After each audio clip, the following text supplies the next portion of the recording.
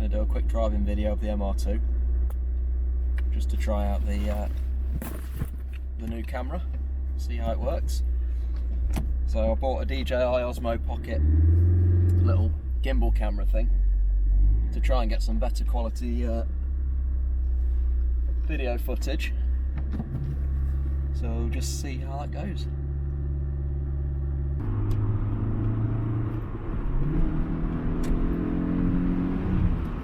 I've got to nip out to get some groceries, so thought I'd do a quick driving video on what the car's like to drive, what it's like to sort of live with. Could you have it as a daily driver?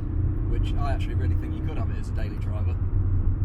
They're surprisingly contemporary considering how old they are. But anyway, let's start with what we've got in the cabin. So there's actually quite a lot of room in here. There's loads of videos on the MR2. I guess if you put it in YouTube you'll see.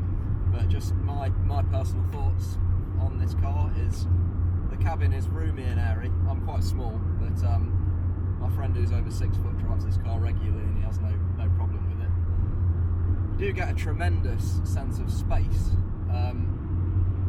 Obviously, being a 1980s car, there's no safety features, so they didn't really care about providing extra strength in the A-pillars for rollover protection.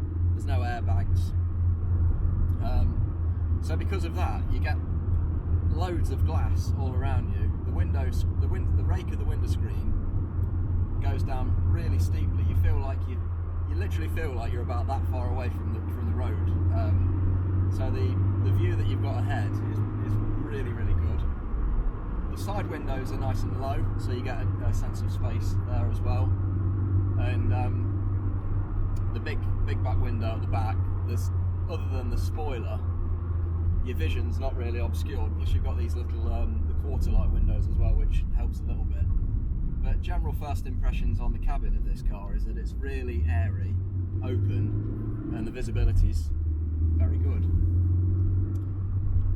The next thing that I love about this car is the layout of the controls. It sounds a bit ridiculous, but if you've driven a lot of cars like I have, you know that sometimes the controls can be in really awkward, irritating places.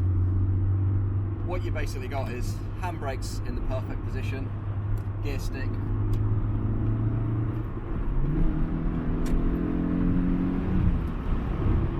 the gear stick falls really nicely to hand, and the heater controls and the radio, which you can't see on the video, but they're just right where you want them to be, really. And they're actually really easy, and controlling the temperature in the cabin is nice in this car as well. The ventilation seems to work quite well. You've got fixed switches for the headlights and for the wipers that are on the dash, and the only stalk that's on the steering wheel is actually the indicator stalk. Window switches are on the door. So ergonomically, it's been really well designed. So what's the MR2 like then to drive? Amazingly, it's actually really nice. It's quieter than you'd expect. It's smoother than you'd expect.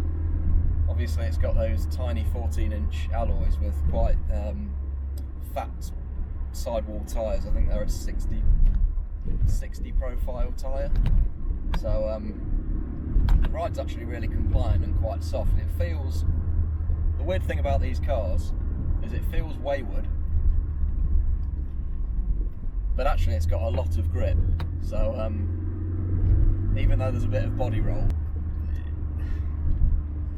I'm guessing that the shocks are probably a bit tired on this car as well, because I can't find anything in the paperwork that says they've been changed anytime soon, so they might even be the original shocks.